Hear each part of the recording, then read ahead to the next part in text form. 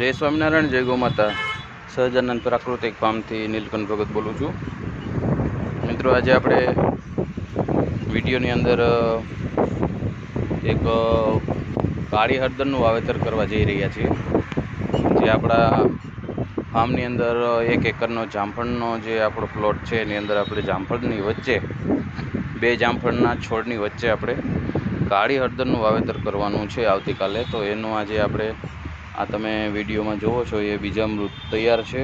આવતીકાલે બનાવવા નાખેલું 24-48 કલાક થઈ ગયા છે. એ બીજામૃતથી આપણે એને સીડ ટ્રીટ કરશું, પોટ આપશું.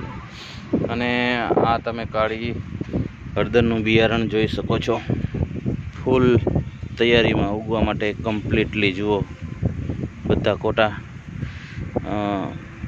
અંકુરિત થઈ ચૂક્યા છે. બધી જ માતૃગાંઠો કાળી હળદરની, બ્લેક હળદરની.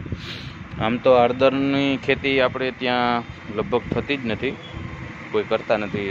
મેડિસિન પ્લાન્ટ તરીકે હવે બધાને એવું લાગે છે અને એવી ડિમાન્ડ પણ છે કે મેડિસિન પ્લાન્ટ તરીકે આનો દવામાં ઉપયોગ થાય. એ બહુ કેન્સર માટે બહુ જ ઉપયોગી છે આ કાળી હળદર.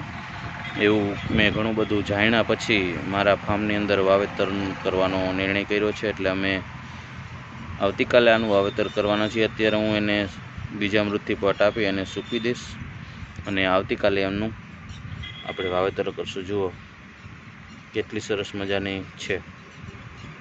અને આ આપણે કાળી હળદરનું બિયારણ આસામથી ખાસ મંગાવેલું છે અને ખૂબ જ અહીંયા આપણા લોકલ કરતાં ઘણા બધા સસ્તા દરની અંદર ત્યાંથી આપણને પ્રોવાઈડ થઈ જાય છે.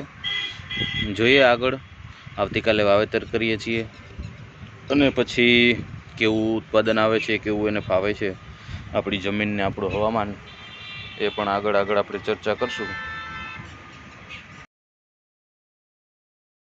હા તો મિત્રો, આપણે આગળ ચર્ચા થઈ કે કાળી હળદરનું વાવેતર કરવાના છીએ આપણે. એના બીજને આપણે પોટ આપ્યો, કેવી રીતે બીજામૃતથી સંસ્કારિત કરી, એને આપણે આગળ ચર્ચા કરી હતી. અને હવે અત્યારે તમે જોઈ રહ્યા છો કે આપણા સહજાનંદ પ્રાકૃતિક ફાર્મની અંદર જામફળીનો જે આપણો એક પ્લોટ છે 1 એકરનો, એની અંદર 2 જામફળીની વચ્ચે, એટલે કે આપણે 8x10 અંતરે જામફળનું વાવેતર કરેલ છે. એની વચ્ચે આપણે કાળી હળદરનું અત્યારે વાવેતર થઈ રહ્યું છે, જે તમે વિડીયોમાં જોઈ શકો છો. જામફળીનું આપણે જ્યારે પ્રૂનિંગ કરીએ એમનો બધો જ ડાળખા અને પાંદડા અને એનું બધું આપણે આચ્છાદન તરીકે યુઝ કર્યો છે. જે આપણે વિડીયોમાં તમે જુઓ છો એ રીતે એ આચ્છાદનવાળા બેડની અંદર જ આવી રીતે અમે વાવેતર કરીએ છીએ. 2 જામફળીના છોડની વચ્ચે 2 ગાંઠોને આપણે મૂકી અને કાળી હળદરનું વાવેતર અત્યારે આપણા ફાર્મની અંદર ચાલુ છે. આમ જોઈએ તો આપણા વિસ્તારની અંદર આ પહેલો વહેલો અનુભવ છે, અખતરો છે. કારણ કે કાળી હળદરનું વાવેતર કોઈ લગભગ કરતા નથી.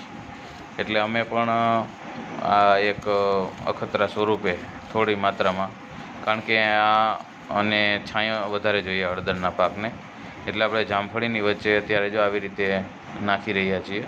એટલે 2 જામફળીનો અડધો છાંયો ને અડધો તડકો એને મળી રહે, જેથી કરીને સારું એવું એનું ગ્રોથ કરે છોડ. એટલા માટે આવી રીતે આપણે વાવેતર કરીએ છીએ.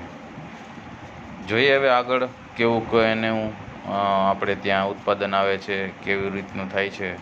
આગળ તમને બધી અપડેટ આપતા રહીશું. ખાસ કરીને કાળી હળદર છે ને, આપણે આગળ વાત કરી એ મુજબ મેડિસિન પ્લાન્ટ તરીકે છે. આનો રોજિંદો વપરાશ નથી, પણ આને આપણે એક દવાના સ્વરૂપમાં, ઔષધના રૂપમાં યુઝ કરી શકાય.